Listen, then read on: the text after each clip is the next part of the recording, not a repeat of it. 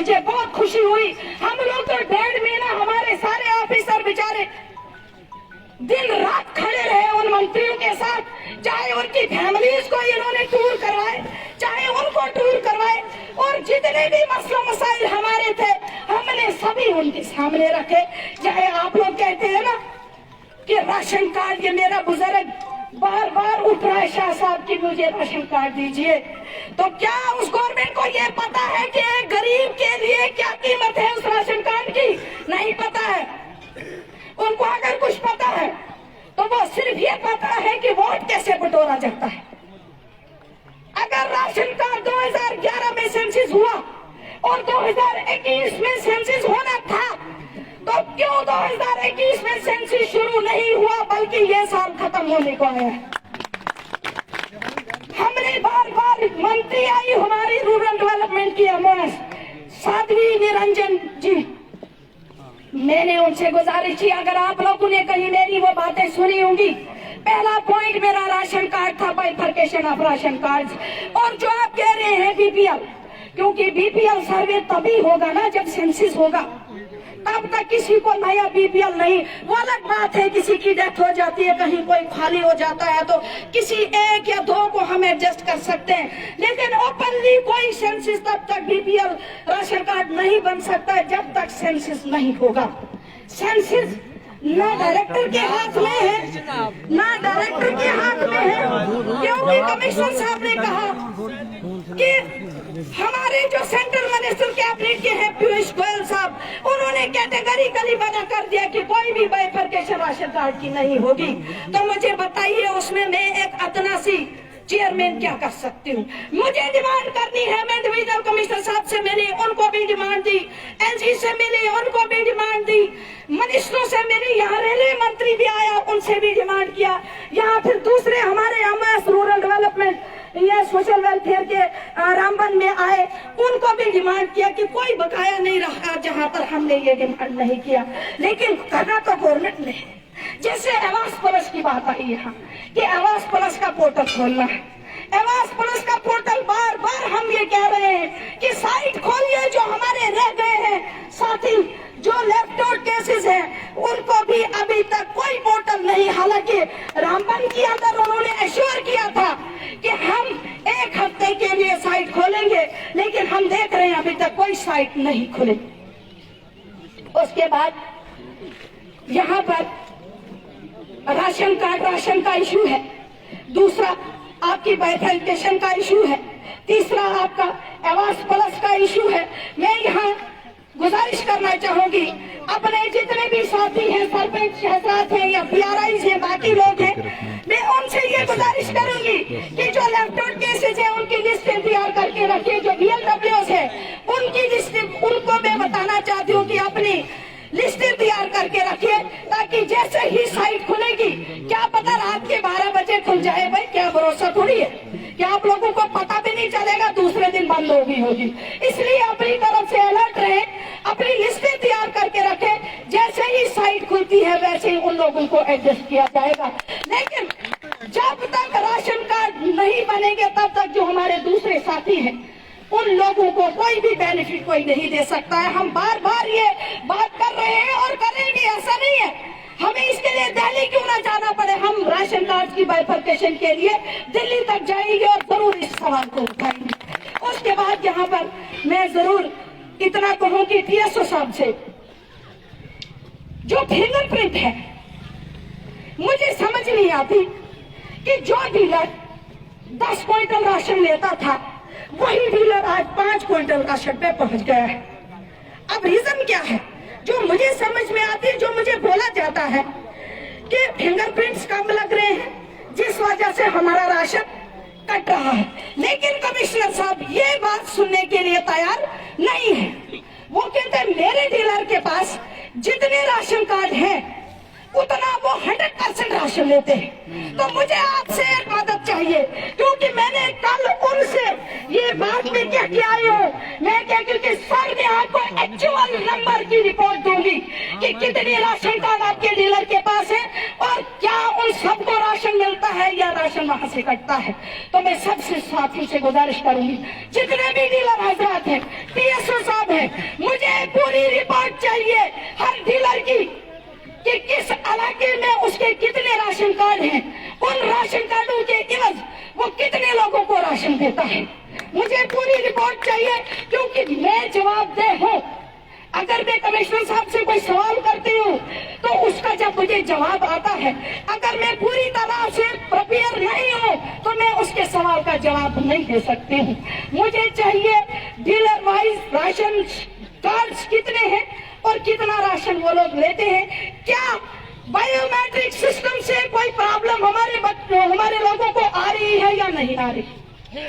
उसके बाद मैं जानना चाहूंगी, यहाँ स्टेडियम की बात होती है, बार बार हम लोग स्टेडियम, शायद अगर मेरा मेमोरेंडम आप देखते होंगे जहां पर भी मैंने दिया, क्योंकि हमें ये उम्मीद थी कि रेलवे डंपिंग जहां जहां हुई है, चाहे वो संगलदान में हुई है, चाहे वो दाड़म में हुई है, चाहे वो बनिहाल में हुई है, तो उन लोकेशनों पे हमें ऑटोमेटिकली एक स्टेडियम की एक शेप मिल गई है। तो हम चाहते थे कि रेलवे हमें वो लैंड दे ताकि यूज करने के लिए दे, लेकिन अभी तक उसका कोई जवाब हमें नहीं मिला है। इसलिए मेरी साथियों से गुजारिश है कि अगर उसके अलावा आपके पास कोई लैंड है, मुझे दीजिए, मेरा काम है उस पर स्टेडियम बनवाना। सिर्फ मुझे कागज चाहिए। मैं DPDC चेयरपर्सन से रिक्वेस्ट करना चाहूंगी कि मुझे उस लैंड के पेपर्स आप दीजिए, मुझे लोकेशन दिखा दीजिए। यहाँ पर डिस्ट्रिक्ट अफसर भी बैठे हैं कि आज प्ले फील्ड हर पंचायत में हमने बनाना है, लेकिन जब लैंड होगी तो तब आपको स्टेडियम भी मिलेगा। उसके बाद यहाँ पर फायर सर्विस स्टेशन की जो आपने शायद किसी एक साथी ने बात की थी, फायर सर्विस स्टेशन दाड़म के अंदर बहुत जरूरी है, जिसकी एक टीम जो है स्टेट से यूटी से मेरे पास आई थी और मैंने उसकी डिमांड जो है दाड़म के लिए फर्स्ट प्रायोरिटी में मैंने दाड़म रखा है, जिसको मैंने फायर सर्विस स्टेशन के लिए डिमांड किया है। बाकी यहाँ पर पावर डिपार्टमेंट की बात आती है, मुझे पता है कि पूरे इलाके के अंदर पावर की बहुत ज्यादा प्रॉब्लम है, क्योंकि जैसे ही लाइट आती है तो वैसे ही चली जाती है, और हम यही सोचते हैं कि बेआस कटिंग दिन में कितने बार कट होता है, हम ये कभी गिनने लगेंगे तो मुझे लगता नहीं गिन पाएंगे। इसकी एक वजह है, क्योंकि हमारे पास लोड ज्यादा है और हमारे रिसीविंग स्टेशनों की जो वोल्टेज है वो कम है। इसलिए मैंने जिस दिन हमारे एडवाइजर साहब बनिहाल में आए थे, बशीर खान साहब, वहां पर हमने एक डिमांड की थी कि इन गूल और दाड़म के जो ग्रिड स्टेशन, गूल और संगलदान का जो ग्रिड स्टेशन है, उनकी ऑगमेंटेशन की जाए, उनको अपग्रेड किया जाए, ताकि हमारी वोल्टेज जो है कम से कम बरकरार रहे। आपको ये सुनकर खुशी होगी कि वो दोनों से ऑगमेंटेशन जो है सैंक्शन हो चुके हैं। जल्द ही उन जगहों पे अपग्रेडेशन लगेगा। और आपका गगनसूला दाड़म के लिए मैंने नए रिसीविंग स्टेशन की भी डिमांड रखी है। इंशाल्लाह मुझे उम्मीद है कि वक्त आने पे आपको एक नया रिसीविंग स्टेशन अपना यहाँ पे मिलेगा, जिसकी वजह से आपका ये ब्लॉक बिजली से जो है, जो इस वक्त जो क्राइसिस है वो खत्म हो सकती है। उसके बाद यहाँ पर शायद आपको याद होगा, 1-2 महीने पहले मैंने एक साथी को यहाँ पे लाया था, एक ऑफिसर है जिसने खड़ी का mini hydro electric power project बनाया है, जिसको मैंने आपका ये जो नाला है साथ में, ये भी उनको दिखाया था, तत्ता पानी पे भी लिया था। और मैंने यहाँ पर इस इलाके के आपका खरावा प्रोजेक्ट मैंने इन 3 लोकेशनें जो है उनको दी है। कल भी मैं कमिश्नर साहब से मिली, जो साइंस एंड टेक्नोलॉजी के कमिश्नर साहब हैं, उनसे भी मैंने रिक्वेस्ट की। मुझे उम्मीद है कि 1-1.5 महीने के अंदर वो भी एक सर्वे टीम भेजेंगे। जो सर्वे जब होगा तो यहाँ पर एक DPRA इनकी बनेगी, और आने वाले वक्त में हमें ये मिनी हाइड्रो इलेक्ट्रिक प्रोजेक्ट्स भी देखने को मिलेंगे, क्योंकि नरेगा की सियासत करते करते हम लोग अब थक गए। बड़े प्रोजेक्ट्स हमें चाहिए अगर हमें इलाके को ऊपर उठाना है। उसके बाद यहाँ पर रेलवे स्टेशन की बात आई कि हमें स्टेशन दिया जाए।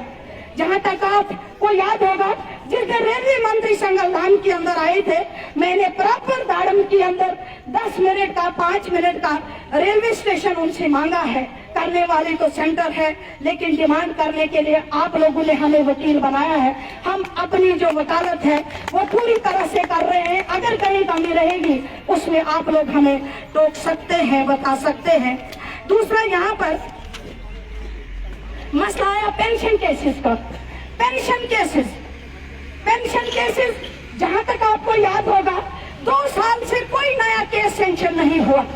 जैसे कि आपके सामने हमारे गुलाम शाह साहब को जिंदा ही बेचारे को फौत कर दिया है, इसी तरीके से 4-5 लोगों को डेथ की लिस्ट में लगा दिया, तो अपने नियरेस्ट इधर उधर साथियों को सेंक्शन मिल गई, लेकिन प्रॉपर वे से कोई पेंशन केस सेंक्शन नहीं हुआ। मेरी गुजारिश है आपसे कि जो नए केसेस अगर आपके पास है उनको प्रिपेयर कीजिए और मुझ तक पहुंचाइए। इंशाल्लाह हम उनको सेंक्शन करने में एक अहम रोल अदा कर सकते हैं। उसके बाद यहाँ बेड ब्राइट की बात रही, मैं अभी तक एलजी साहब से 4 से 5 बार मिल चुकी होंगी, लेकिन जितनी भी डिमांडें मैंने आज तक एलजी साहब को दी है उसमें सिर्फ एक ही डिमांड जमीन की आई जो बैंक ब्रांच की आई, जिसमें उन्होंने फिजिबिलिटी रिपोर्ट मांगी। आपको डीजीएम साहब भी यहाँ पहुंचे, शायद आप लोग कुछ उनको मिले होंगे, हमारे बीडीसी चेयरपर्सन उनसे मिले, उन्होंने यहाँ का सर्वे किया। मुझे उम्मीद है कि बैंक ब्रांच अगर इस सब डिवीजन में कहीं खुलेगा तो वो फर्स्ट प्रायोरिटी दाड़म, इंद और ठठार का 3 लोकेशन हमारी है, जिसमें माकुल भी हमने दिया है। तो सबसे ज्यादा जरूरत क्योंकि एक ब्लॉक है, इस ब्लॉक में अभी तक कोई भी बैंक ब्रांच नहीं है, उनको फर्स्ट प्रायोरिटी दी जाएगी और हम टाइम टू टाइम उनको मॉनिटर भी कर रहे हैं, ऐसा नहीं है। दूसरा यहाँ पर गूल टू, वही मैंने कहा कि दाड़म टू गूल रोड, मैं वही बात कर रही हूँ कि जो मैंने एक्शन साहब को कहा कि 2 दिन के अंदर आपको जो अपग्रेडेशन का सर्वे करना है वो सर्वे आप अपने जेई को डायरेक्ट कीजिए। वो सर्वे होगा तो ये अपग्रेडेशन में पीएमजीएसवाई में ही हो सकता है, बाकी किसी भी डिपार्टमेंट में ये रोड नहीं बन सकता, क्योंकि हमने देख लिया 1 लाख से कोई रोड बनती नहीं, 2 लाख से भी नहीं बनती, 10 लाख से भी नहीं बनती, इसमें करोड़ों के हिसाब से फंड चाहिए। अगर इन रोड को सही तरीके से ड्रेनेज और सही तरीके से मेटल करके आप देखना चाहते हैं। दूसरा यहाँ पर हायर सेकेंडरी की बात उठी, शायद आप लोग सभी जानते हैं कि आप लोगों ने कहीं प्लानों में एमएलए बना दिया इस हायर सेकेंडरी को बनाते बनाते, लेकिन वो आज भी हाई स्कूल है। इंशाल्लाह हमने इसकी फिजिबिलिटी सबमिट की है, लेकिन बात वहां पर यही आती है। मैं कल सेक्रेटरी साहब से मिली थी, मैंने कहा सर हमारे कुछ स्कूल हैं जो अपग्रेडेशन की कगार पे है और जो हमने फिजिबिलिटी रिपोर्ट्स भी सबमिट की है, सीओ साहब यहाँ बैठे हैं, इनको भी पता है कि हमने जो ज्यादा जरूरी स्कूल थे, जिसमें आपका स्कूल है, भुई का स्कूल है, बाकी बहुत सारे इलाकों के स्कूल है, लेकिन गवर्नमेंट अभी तक बाकी स्कूलों में स्टाफ नहीं दे पा रही है, जिसकी वजह से ये अभी डिले है। लेकिन जिस वक्त भी अपग्रेडेशन होगी दाड़म उसमें नंबर 1 होगा, क्योंकि बहुत ज्यादा जरूरत यहाँ पर है। उसके बाद यहाँ पर डाक बंगले की बात उठी, बड़ी अफसोस से कहना पड़ता है, यहाँ एक्शन साहब पीडब्ल्यूडी बैठे हैं, कि अगर हम कोई भी मीटिंग करने आते हैं तो हमें बैठने के लिए जगह नहीं मिलती है। मैं चाहती हूँ कि अगर टेंडर हुआ है तो उस टेंडर को जल्दी करिए, उस काम को शुरू, हम काम देखना चाहते हैं करते हुए। टेंडर सुनते सुनते मुझे भी 6 महीने हो गए अब चेयरमैन बने हुए। चाहे पीएचई डिपार्टमेंट है तो टेंडर हो रहा है, चाहे ब्लॉक डिपार्टमेंट है तो टेंडर हो रहा है। हमने तो करोड़ों गिने, DDC funds 10 crore, BDC funds करो 25 लाख पर बीडीसी, पंचायती राज 23 लाख पर, लेकिन अभी तक ग्राउंड पे सिर्फ टेंडर में उलझ के रह गया हुआ है। मैं तो इससे ये बेहतर था कि पहले जो बगैर टेंडर के काम होता था कम से कम देखने को तो कुछ मिलता था, लेकिन आज साल खत्म होने को है, बर्फ आने को है, लेकिन अभी तक टेंडर में उलझा हुआ है। मैं कल कमिश्नर साहब पीएचई से मिली जम्मू के अंदर इसी सिलसिले में, क्योंकि जो 1 करोड़ से ऊपर स्कीमें हमारी है वो यूटी लेवल पे टेंडर होना है, लेकिन कमिश्नर साहब ने पहले ही क्लास दे रखी थी अपने चीफ इंजीनियरों की, सिर्फ 1 हफ्ते का टाइम मांगा है कि 1 हफ्ते के अंदर हम उन बड़ी स्कीमों का टेंडर करके जमीन पे लाएंगे, वो हम उसे 1 हफ्ते का इंतजार करेंगे। लेकिन मैं सीएम साहब से गुजारिश करूंगी कि जो आपके टेंडर हो चुके हैं, जो हमारी छोटी स्कीमें हैं, जिसका इंशाल्लाह कल मैं एक इनॉग्रेशन आपके घगरसुला में एक रिजर्वायर का करने जा रही हूँ, लेकिन मैं चाहती हूँ कि उनका टेक्निकल सैंक्शन अभी तक क्यों नहीं आ रहा है। आप लोगों को होशियार होना पड़ेगा सर, नहीं चलेगा हम लोगों के ऊपर अब रोलर चल रहा है, क्योंकि अगर आप काम नहीं करेंगे तो हम जवाब क्या देंगे लोगों को। कम से कम टेक्निकल सैंक्शन कहाँ पर है, वो टेक्निकल सैंक्शन करवाइए, ताकि हमारे लोग भी पाइपों का मुंह देखते कि पाइपें होती कैसे। अभी तक 4 साल से 5 साल से हमारे किसी साथी को 1 पाइप तक हम लोग नहीं दे सके। क्यों नहीं दे सके? क्योंकि गवर्नमेंट तो इसमें बिजी है कि टेंडर करना है, फिर ठेकेदार आएगा, फिर उसने काम करना है। हम भी देखते देखते अब थक गए, क्योंकि अब बर्दाश्त से बाहर हो गई हमारी बात। आप देखें कि जिसके घर में पानी नहीं है वो कितने साल वेट करेगा हमारे टेंडर का, फिर हम उसको पानी देंगे। लेकिन इतनी खुशी है कि अगर ये काम जमीन पर पूरी तरह से हुए तो आपको 2 साल के अंदर हर घर में पानी का नल मिलेगा। जितना पैसा हमने आज 19 करोड़ रुपए इस सिर्फ मूल संगलदान सब डिवीजन के लिए रखा है, 75 करोड़ रुपए डिस्ट्रिक्ट रामबन के लिए रखा है, लेकिन बदकिस्मती ये है कि कर नहीं हम पा रहे हैं। इसलिए एक्शन साहब से गुजारिश है कि इसको जल्दी करिए, जिस हद तक आप कर सकते हैं काम शुरू करिए, जमीन पर इन अपने ठेकेदारों को काम करवाना शुरू कर दीजिए। दूसरा, यहाँ पर डीपीओ साहब पहुंचे हैं, मैं शुक्रगुजार हूँ कि डीपीओ साहब आए।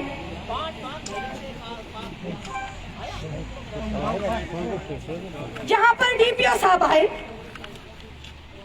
बदकिस्मती से कहना पड़ता है, कहना तो नहीं चाहते लेकिन अब अफसोस होता है कि गवर्नमेंट ने वेडनेसडे और सैटरडे यानी बुधवार और शनिवार, बुधवार तो बटवार, ये 2 दिन डिस्ट्रिक्ट एडमिनिस्ट्रेशन के लिए फील्ड विजिट रखा है।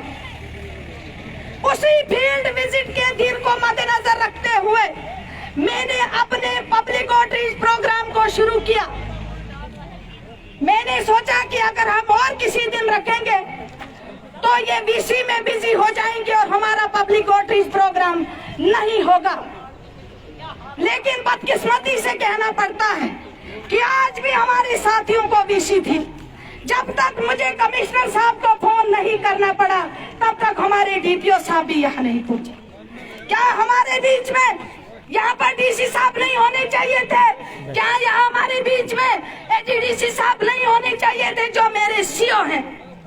क्या हमारे बीच में एडीसी नहीं होना चाहिए था?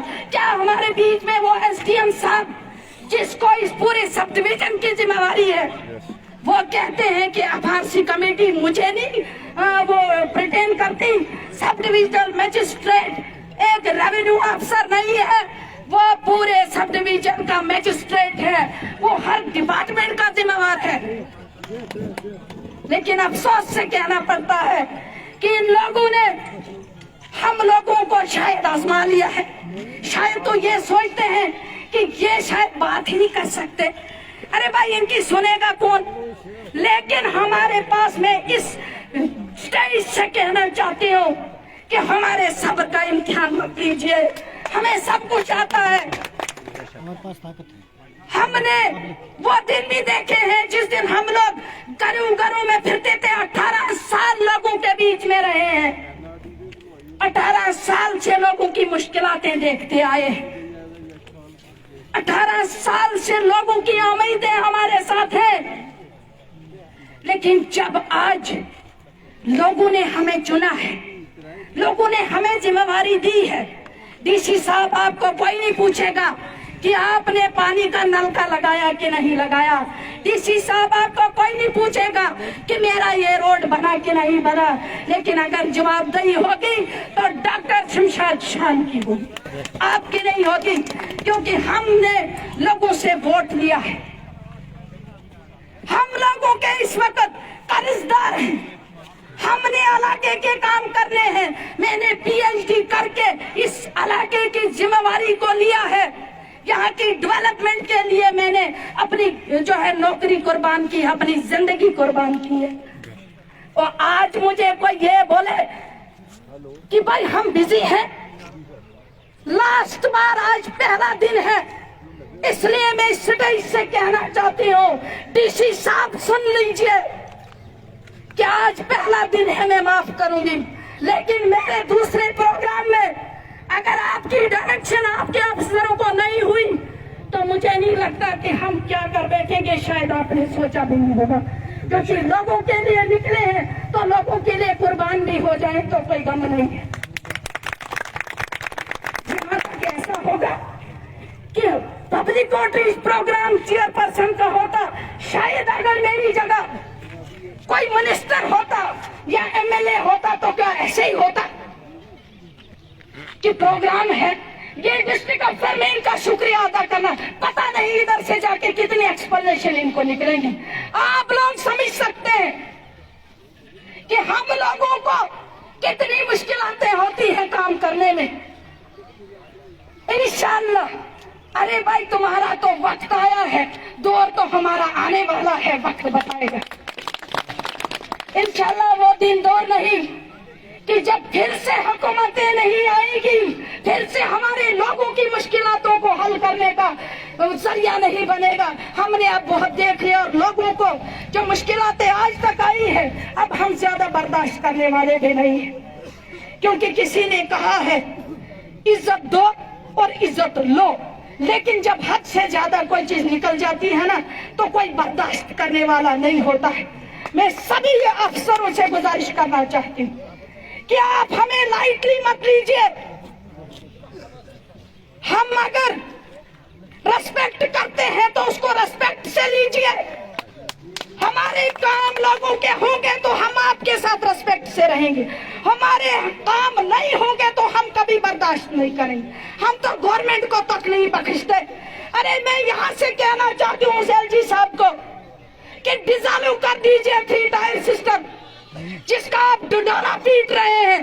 हमने चेयरपर्सन बनाए, हमने डीडीसी बनाए, हमने बीडीसी बनाए, हमने सरपंची बनाए, तो क्या यही पावर है सरपंचों की कि एक चेयरपर्सन प्रोग्राम रखता है तो डीसी बीमार हो जाता है, उसको बुखार 120 हो जाता है, एसडीएम साहब को दांत में दर्द हो जाता है। शुक्र है ये लोग सही सलामत रहे। ऐसे नहीं चलने वाला है, ऐसे नहीं चलेगा कि जब कंपनियों के काम होते हैं तो आप तो 100% फिट होते हैं भाई, जब लोगों के काम आते हैं तो आप भी बीमार हो जाते हैं। ऐसा नहीं चलने वाला। पहला प्रोग्राम था इसलिए आज माफी है, लेकिन आइंदा आने वाला मेरा कोई भी पब्लिक आउटरीच प्रोग्राम है होगा तो उसमें मुझे डिस्ट्रिक्ट अफसर नहीं मिलेगा तो मैं छोड़ूंगी। मुझे पीएम तक जाना पड़े लेकिन अपने इलाके को नीचे गिरने नहीं दूंगी। अरे भाई हमने तो काम करना है, काम है तो हम हैं, लोग हैं तो हम हैं। आज भी ये देखने को मिले कि भाई जा रही है चेयरपर्सन, जाने दो ना।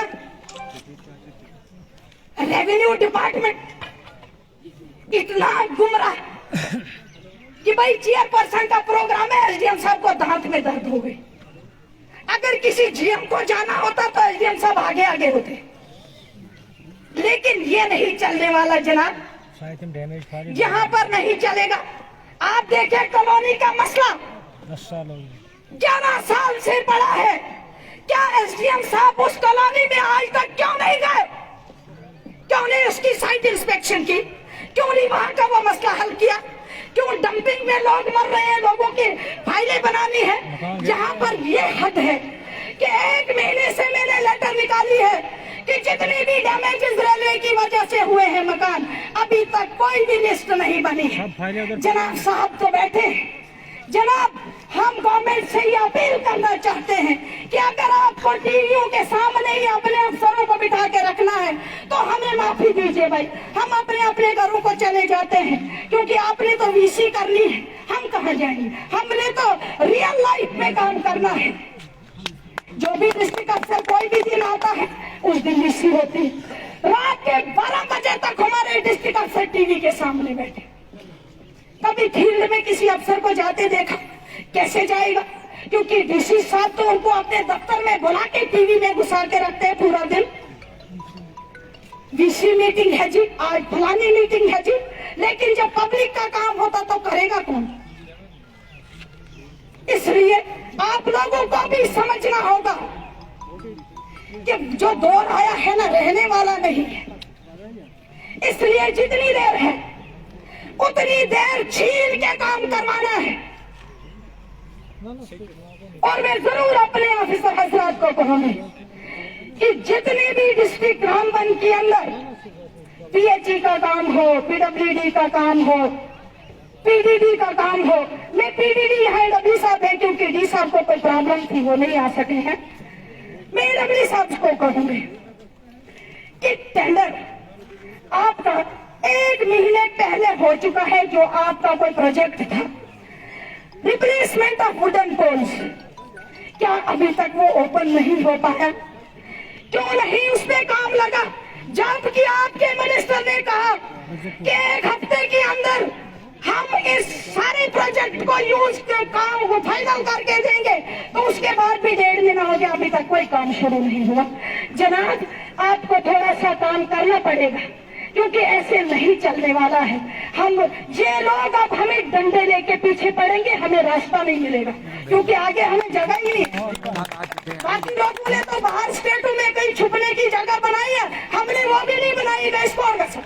बिल्कुल बिल्कुल, हम कहाँ जाएंगे भाई? हमने तो आपके बीच नहीं आना है, तो जब तक आपका काम नहीं होगा तो हम कहाँ जाएंगे? इसलिए जितने भी डीपीएस साहब, यहाँ पर वीडियो साहब ने ये कहा कि भाई मेरे ब्लॉक का तो इशू ही नहीं है, कि जो पहले तो बदकिस्मती ये है कि अगर किसी गरीब का 50,000 रुपए आता है, वो कैसे किसी और के अकाउंट में जा सकता है?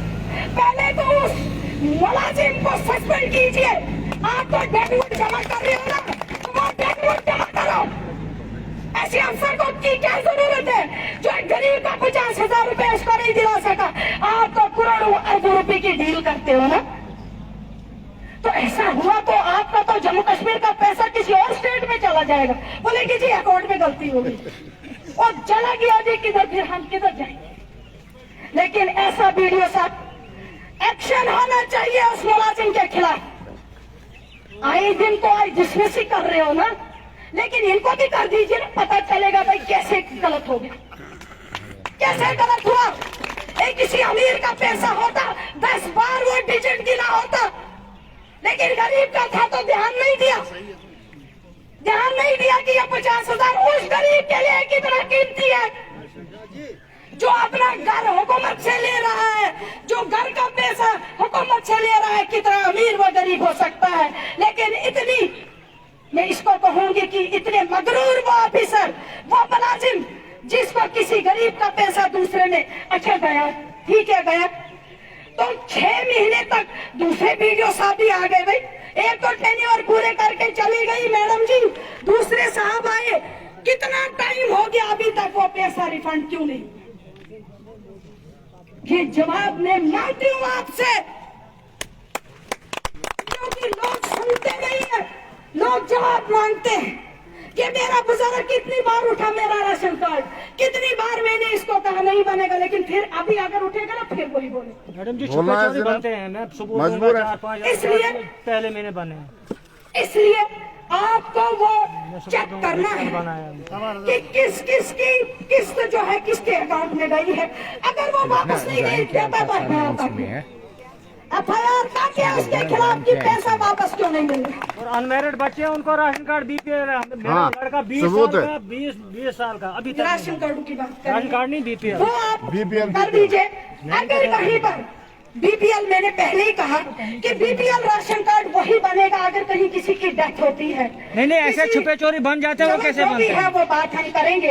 लेकिन मैं सबूत दूंगा, अगर सबूत मांगूंगा मैं वीडियो साहब से गुजारिश करूंगी कि एक ट्रांसफर की जो मुझे चाहिए 1 हफ्ते के अंदर, मुझे उसमें एक्शन चाहिए। क्या पैसा आपका ट्रांसफर हुआ या नहीं हुआ, 14FC की बात आती है, क्यों पेमेंट पेंडिंग है, क्या आपके पास पैसा नहीं है? क्योंकि ये 14FC अभी क्लोज होने जा रहा है।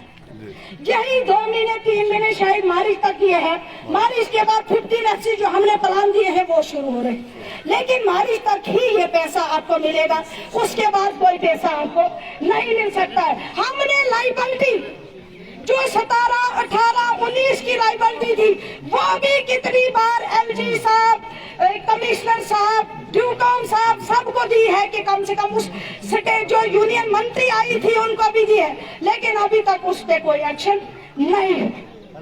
मैं PHE वालों से गुजारिश करूंगी, एक्शन साहब, जब तक ये स्कीमें नहीं आई थी JJM, इससे पहले भी लोग पानी पीते थे, ऐसा नहीं है लोग पानी नहीं पीते थे, लेकिन अफसोस से कहना पड़ता है कि आज बोलते हैं जी टेंडर तो होगा, चलो वो होगा, लेकिन जो पानी चलता था उस पानी को तो चलाइए। मुझे यहाँ गालम से 100 बार एक काले आती है कि मेन मार्केट से नीचे कोई इलाका है मस्जिद की तरफ नहीं पानी चलता है, बेहमत मोहल्ला है नहीं पानी चलता है। कितना टाइम हो गया इनको पानी नहीं, बार बार कॉल आती है, बार बार जो है मुझे फोन करना पड़ता है। इसलिए अपने स्टाफ को डायरेक्शन दीजिए कि जहाँ जहाँ पानी की प्रॉब्लम आ रही है वहाँ कम से कम रेस्टोर कीजिए, वरना उन मुलाजिमों को बोले कि हमें आप ट्रांसफर करवा लीजिए, हमें जरूरत नहीं है। दूसरा, लीड बेस जिनकी तनख्वाहें वागुजार नहीं हुई है, एक्शन साहब उनका सारा जो रिसीट सिस्टम है जो आपको काम करना है, वरना ऐसा ना हो कि कल आप ही उसके मुलजिम बने, क्योंकि जिस वक्त सारी पूरी यूटी के अंदर सभी मुलाजमों की तनख्वाहें निकल गई है, वही हमारा डिस्ट्रिक्ट रामबन है जहाँ पर लोग रो रहे हैं। क्यों रो रहे हैं भाई? उनकी क्या गलती है? वो तो अपनी ड्यूटी निभा रहे हैं, रसीदें तो आपने देनी थी, रिपोर्ट तो चाहे आपने देनी थी या आपसे आगे आने पहले एक्शन रहा हुआ उसने देनी थी। हम तो आपको पकड़ेंगे क्योंकि जो स्पार्ट ऑफिसर होता है, जो वक्त का मुलाजिम होता है, उसी को जवाब देना होता है। मुझे वो जवाब चाहिए एक लेटर बना के, ताकि मैं उसको टेकअप करूं और उनकी तनख्वाहें वागुजार करूं। क्योंकि अगर हम चाहते हैं कि अगर करोड़ों रुपए हमने रखा, उस करोड़ों रुपए को अगर हमने यूज करना है, उसको सही तरीके से यूटिलाइज करना है, तब होगा जब आपका मुलाजिम उस पे खड़ा होगा, वरना सिर्फ पैसे देने से ये काम चलने वाला नहीं है। और दूसरी मेरी बात, अपने कॉन्ट्रैक्टरों को ये सुना के रखिए सर, पाइप लगेगी तो 2 फुट नीचे मिट्टी के अंदर लगेगी, वरना किसी भी जगह मिट्टी के ऊपर पाइप का। और मैं इतना जरूर, यहाँ सभी डिस्ट्रिक्ट अफसर है, कोई भी पेमेंट बगैर हमारी NOC के नहीं होनी चाहिए। जब तक हम मॉनिटर करके आपको NOC नहीं देंगे, तब तक किसी भी कॉन्ट्रैक्टर की कोई पेमेंट नहीं निकलनी चाहिए आपके किसी खजाने से। हम उस पर एक्शन करेंगे। जब तक हम पूरा मॉनिटर करके काम की NOC नहीं देंगे, तब तक कोई भी बिल आपकी किसी ट्रेजरी से ड्रॉ नहीं होनी चाहिए। ये बात आज इस मंच से सुन के रखे, क्योंकि ऐसा हुआ है कि जहां करोड़ों रुपए का टेंडर डाला गया, 10 लाख रुपए में आप अलॉट कर देते हैं।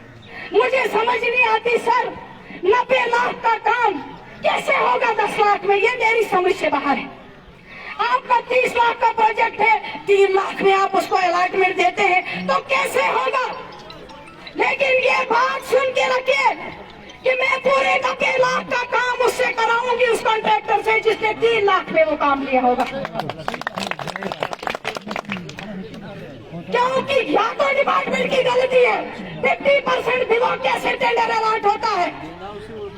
वो सीमेंट कहाँ से लाएगा, वो रेत कहाँ से लाएगा, वो कटिंग कैसे करेगा? मेरी समझ से बाहर है। ये कौन सी गाइडलाइन है?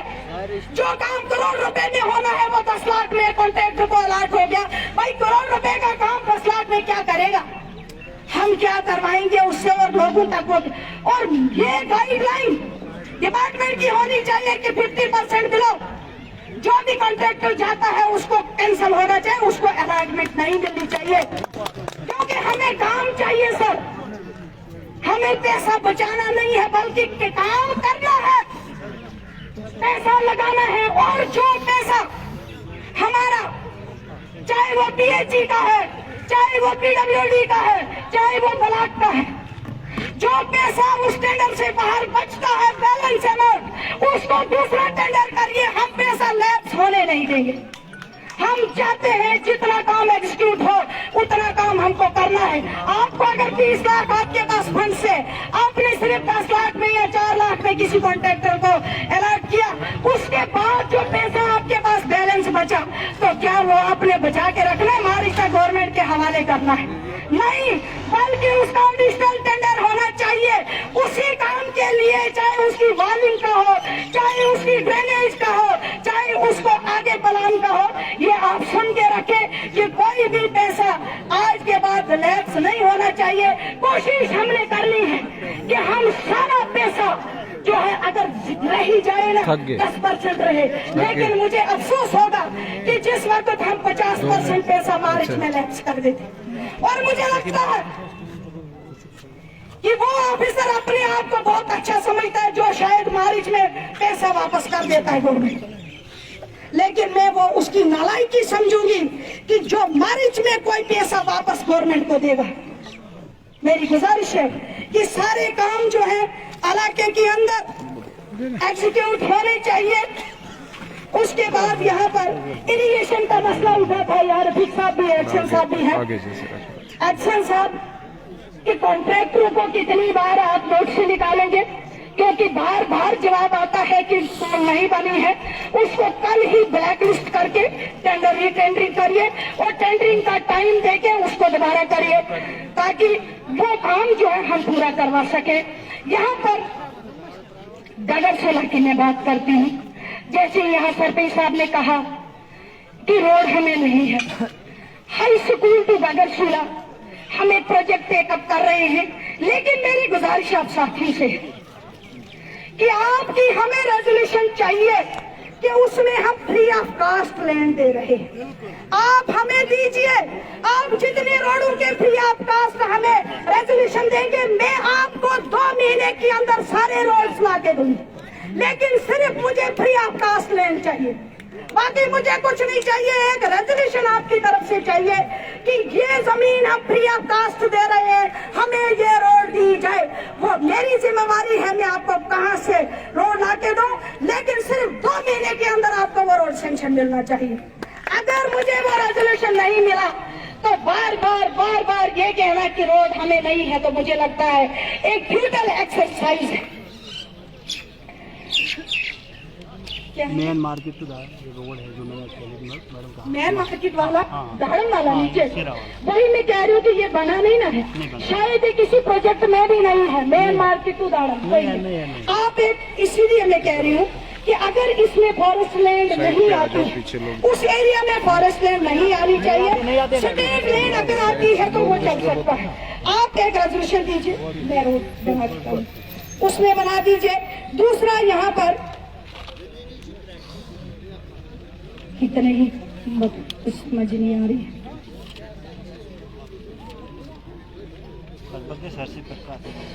लगभग एग्रीकल्चर की बात करती हूँ मैं। एग्रीकल्चर का कौन है? आप है सर। एग्रीकल्चर का सीड आपने सभी पंचायतों में भेजा है, जो आज गया है सभी पंचायतों में गया है, एग्रीकल्चर बाइट होगा। मुबारक होंगे, वाकई में एग्रीकल्चर आज से पहले कभी नजर ही नहीं आता था, लेकिन इन 2 सालों के अंदर, इस साल जब से हमने पोस्ट संभाला है, तब से एग्रीकल्चर मुझे नंबर 1 मिला है। रेट का क्या है? रेट थोड़ा कम कर दीजिए, है कोई कंसेशन? रेट आज 7 रुपये घास किलो। बात उठाएंगे ना, अब मुझ पे छोड़े, मैं भी बात करूंगी, मुझे बताना क्या जायज रहेगा वो बात। अगर न बोलो राशन कार्ड चुन कर देगा आज मैदान देंगे बुझा है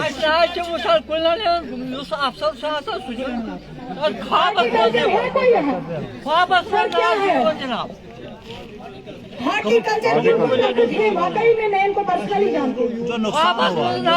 जनाब अगर पुलिस बिल्कुल नहीं जनाब, हमने पता ही नहीं है कौन है पूरे इलाके में प्लाट आप तो दे ही रहे हैं ना।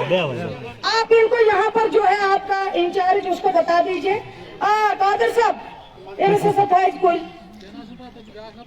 ब्याख ना चुदी जिमिस को ना चुदी जिमिस यूस बन तिमिस मैडम जी रेट कोन ना 70 रुपये घास किलो थोमुत तो कोन 500 रुपये किलो मटर 73 रुपये 72 रुपये 50 दूसरा रहा हॉर्टिकल्चर वाले भी अपना काम कर रहे हैं। और कौन सा डिपार्टमेंट आ गया? Sheep husbandry.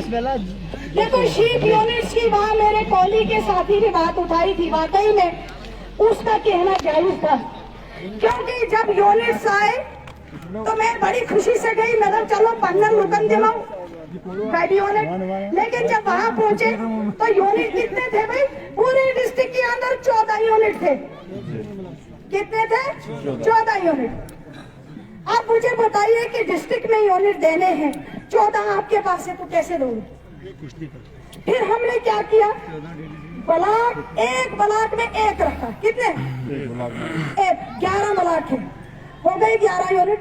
3 थी लेडीज, नेचुरली 33% लेडीज को देना था, तो वो करके हमने रसीदें इन्होंने पहले वो बंद करके लाई थी। मैं तो लाया जब वो खोला वो किसको आया मुझे भी नहीं पता, यहाँ किसको आया। मुझे बहुत फील हुआ कि एक मजदूर कितना खर्चा उसने किया, फार्म भरा, फिर वेट करता रहा कि मुझे शीप यूनिट मिलेगा तो मैं आगे जाके अपना जो सिस्टम है वो चलाऊंगा।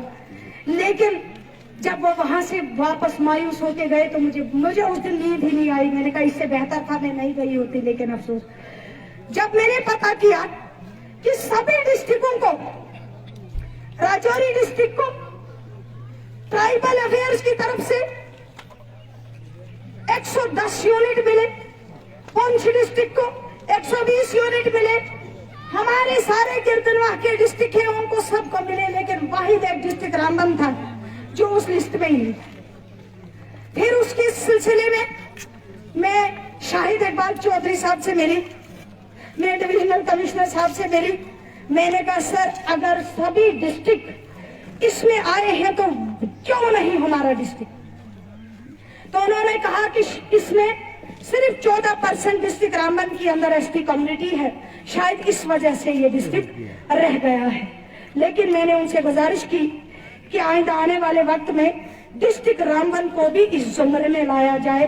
भले ही हमें 20 यूनिट मिले, 30 ही मिले, अगर 30 यूनिट ट्राइबल की तरफ से मिले, 20 यूनिट जनरल मिले तो शायद कुछ हम कर पाएंगे। 2 यूनिट 3 यूनिट अगर हम हर ब्लॉक को दे पाएंगे तो शायद हमें एक जो है खुशी महसूस होगी।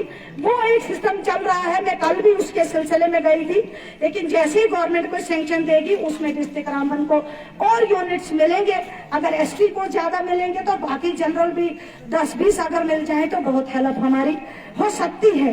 लेकिन मैं डिस्ट्रिक्ट अफसर जो सीट के यहाँ है, कुछ ही दिनों पहले काफी एरिया से मुझे कॉलें आई कि बीमारी इस वक्त चल रही है, मेडिसिन की बहुत ज्यादा जरूरत है। मैं डिस्ट्रिक्ट अफसर साहब से गुजारिश करूंगी, आपके मुलाजिम जो है बेचारा ऐसा नहीं है काम नहीं करते, मैं किसी मुलाजिम की पेट पे लात नहीं मारने आई हूँ, लेकिन ये जरूर कहने आई हूँ कि अगर कहीं पर कोई प्रॉब्लम होती है तो थोड़ा मॉनिटर करना आपका जरूरी है। उसके बाद एनिमल हस्बेंड्री की बात आई, वो भी एक्शन सब यहाँ पे बैठे हैं। 2 दिन पहले ही मुझे गुंडी घाघरा से कॉल आती है, वो जो बीमार है इस वक्त, गाय बीमार है, भैंसे बीमार है, वैक्सीन नहीं हो रहा है। शायद मैंने उसी वक्त इनसे कॉल की, शायद अभी तक मत कोई एक्शन हुआ होगा। वैक्सीन करवाइए, इंश्योरेंस भी करवाइए। क्या होता है कि जब वैक्सीन होती है ना तो उस गाय को कान में वो पट्टा जैसा लग जाता है, लगता है कि नहीं लगता? तो हमारे लोग कहते हैं हमारी तो इंश्योरेंस है। एक जगह से मुझे कॉल आई कि निहाज भाई गाँव मेरी इंश्योरेंस है जी, एनिमल हस्बेंड्री वाला अफसर अभी तक यहाँ नहीं पहुंचा। जब मैंने स्पॉट पे भेजा तो वहां देखा वो वैक्सीन का लगा हुआ था। वैक्सीन का अलग होता है, इंश्योरेंस अलग होती है। मैं इसलिए ये बात आपको समझाना चाहती हूँ कि इंश्योरेंस जो होती है वो अलग होती है। कहीं इस गलतफहमी में ना रहे हमारा गरीब कि मेरी गाय इंश्योरेंस है, अगर मेरी गई मैं पाई इंश्योरेंस, लेकिन इंश्योरेंस अलग है, वो इंश्योरेंस करना आपका काम है। और आप एक्शन साहब यहाँ बैठे हैं, इनके मुलाजिम हैं, या उनको डायरेक्ट करेंगे, जिसको भी इंश्योरेंस करना है वो इंश्योरेंस करवा सकता है। मैं यहाँ पर दूसरी एक बात जो मुझे भूल गई थी फॉरेस्ट को लेके, क्योंकि आज हमारे बीच में यहाँ फॉरेस्टर साहब आए हैं, हमारे दूसरे ऑफिसर आए हैं, डीएफओ साहब नहीं पहुंच पाए हैं, रेंजर साहब भी कोई डिमार्केशन के इशू में जम्मू गए हुए हैं। फायरवुड बहुत बड़ा इशू है, दाड़म में ही नहीं बल्कि पूरे इस डिस्ट्रिक्ट रामबन के अंदर सर्दियां आ रही है। सर्दियों में गैस तो हम बांटते हैं, जितने यूनियन मिनिस्टर आए सबके साथ मिलके मैंने भी 2-2, 3-3 जो है लोगों को दिए, लेकिन खाली गैस का चूल्हा देने से मसला हल नहीं होगा। उस चूल्हे के अंदर जो गैस भरनी है उसके लिए हमने उस गरीब को तैयार करना है। तो क्या वो 1200 रुपए निकाल पाएगा उसमें गैस भरने के लिए? फिर वो जो हम दुआई देते हैं कि हमने फ्री चूल्हे दिए, मैंने कल ही एक वीडियो देखी, उस मट्टी को किसी साथी ने खड़ा रखा है, तो उस शलभ पे उसने चूल्हा बना के लकड़ी उस पे रखी है, तो आगे बेचारे ने चूल्हा जला के बना। इसलिए वो काम उसको इतना सिर्फ आ रही है कि वो उसके ऊपर उसने उसका सहारा बनाया है उसको, बाकी कुछ नहीं। दूसरा, अगर हमारे पास गैस होगी भी तो यहाँ लकड़ी के बगैर चारा नहीं है, क्योंकि सर्दी इतनी है। आप यकीन करेंगे, जैसे मैं कल घर पहुंची, जम्मू थी तो कल सुबह ही कल संगलदान में मीटिंग थी, तो घर पहुंची तो मैंने चूल्हे को पहले ही नजर मारी कि कुछ जलाया है, उधर लकड़ी जलाई नहीं थी, तो मैंने अपनी ननद को बोला, मैंने कहा लकड़ी जला, इससे बगैर चारा नहीं। सर्दी इतनी लग रही थी कि यहाँ पर अगर खाना बनाने के लिए नहीं, लेकिन हमें इन सर्दियों में अपने आप को गर्म रखने के लिए, ये मेरा हाल है तो मेरा वो बुजुर्ग जो 60 साल क्रॉस कर गया है, 70 साल क्रॉस कर गया है, 80 साल क्रॉस कर गया है, 90 साल क्रॉस कर गया है, क्या वो अपने आप को बगैर लकड़ी के गर्म रख सकता है इन सर्दियों में? नहीं रख सकता है। हमारा वो गरीब जो चूल्हे पे रोटी बनाता है, खाना बनाता है, वो कैसे बनाएगा? इसलिए यहाँ जो भी ऑफिसर साहिबान आए हैं, या मैंने मंत्री से भी ये इशू टेकअप किया था जब फॉरेस्ट मिनिस्टर साहब हमारे यूनियन मंत्री रामबन के अंदर आए थे, मैंने उनको भी कहा था कि फायरवुड जो आपका गिरा हुआ बालन है, कम से कम उसको आप गलने और सड़ने के लिए छोड़ रहे हो, लेकिन किसी गरीब को नहीं दे रहे हो। जैसे ही गरीब ने ऐसे किया ना, तो गौड़ा से करो, क्या चुप कर। इसलिए जो हमारे अपने लोग हैं ना, आपको भी थोड़ी सी दरिया दिली रखो ना। हुकूमत ही है तो फिर क्या हुआ, इंसान नहीं है तो हुकूमत कैसे होगी? इसलिए अपने गरीबों पे अपना जो हाथ है वो जरूर रखो। भले ही आपको अपनी नौकरी भी बचानी है, ऐसा नहीं है, नौकरी भी बचानी है, क्योंकि आज जल भी डिसमिस भी कर देते हैं। और वो 226 होता है ना, वो क्या होता है सीएमओ साहब, 226 डीसी साहब को जब गुस्सा आता है तो जल्दी और इसको मैं 226 में लगा दूंगा, लेकिन जिनको लगाना चाहिए उनको तो लगाता नहीं। इसलिए उसको वो भी मद्देनजर रखना है, लेकिन गरीबों को भी थोड़ी सी आसाइश दो ताकि ये सर्दियां निकाले। यह तत्ता पानी की बात है। तत्ता पानी मुझे लगता है कि गूल सब डिवीजन का एक ताज है। वाकई में मुझे फख्र महसूस होता है कि जिस वक्त स्टेट लेवल पे भी हम किसी जगह तत्ता पानी की बात करते हैं ना, फख्र से बात करते हैं, क्योंकि पूरी स्टेट के अंदर हमारा जैसा तत्ता पानी कहीं नहीं। लेकिन अफसोस इतना है कि हम उसके लिए अभी कुछ कर नहीं पा रहे। लेकिन एक चेयरपर्सन होने के नाते, एक डीडीसी मेंबर होने के नाते इतना मुझे जरूर यकीन है, अगर अल्लाह ताला ने फुर्सत दी तो जरूर उस तत्ता पानी को कोई चीज बना के हम आपको देंगे। हमने टूरिज्म के अंदर भी पैसा, मैं कल ही कमिश्नर टूरिज्म से मिली, उनको भी मैंने डिमांड की, क्योंकि 1,60,00,000 रुपए का जो प्रपोजल हमारा गया है डिस्ट्रिक्ट का टैक्स बजट का, अभी कोई पैसा हमें नहीं मिला है। डिविजनल कमिश्नर साहब से कल मिली, उनको भी स्पेशली मैंने रिक्वेस्ट की। मैंने कहा सर, रेलवे का करोड़ों अरबों खरबों रुपए हमारे इलाके के अंदर प्रोजेक्ट चले, लेकिन अफसोस है कि हमें उससे कुछ नहीं आज तक मिला। आप लोगों को पता होगा जब सेंट्रल मिनिस्टर आए ना, तो जो भी CSR का नाम लेता था उसका मुंह ही बंद कर देता। CSR नाम नहीं लेना, नहीं बिल्कुल। क्यों नहीं लेना? क्योंकि वो गरीबों के लिए बात होती थी। जब मैंने इसकी असलियत जानी कि भाई क्यों नहीं CSR का नाम हमें लेने दे रहे हैं, भले ही 1 ही रुपए मिले, हम तो कहते हैं जी अगर आपके पास 1 रुपए बचता है तो हम करोड़ रुपए क्यों मांगेंगे? 1 रुपए बचा भाई 1 रुपए ही दो। लेकिन वजह क्या है? वजह ये है कि जो हुकूमत ये दुआई देती है कि हमने कोविड के वैक्सीन, कोरोना के जितने भी उन्होंने अभी तक लोगों को क्वारंटीन में जो खर्चा किया, वो खर्चा कहां से आया? वो खर्चा इन्हीं प्रोजेक्टों का, जितना भी CSR हमारा पैसा था वो पैसा कोविड के ट्रीटमेंटों में लगाया गया। और हमें ये बोलते हैं कि हमें तो बचा ही कुछ नहीं है। हाँ बचा कुछ नहीं जी, लास्ट में जा रहा है प्रोजेक्ट, तो लास्ट में जा रहा है। मैंने कहा जिप्सम का प्रोजेक्ट चल रहा है, वो भी लास्ट में जा रहा है। अरे भाई फायदा हम लोगों को कब मिलेगा? वो वक्त कब होगा जब गरीबों के लिए कोई फायदा मिलेगा। लेकिन जरूर मैंने डिविजनल कमिश्नर साहब से कहा है कि हमें तत्ता पानी के लिए पैसा चाहिए। अब जहां से हमें निकाल के दोगे वहां से हमें चाहिए।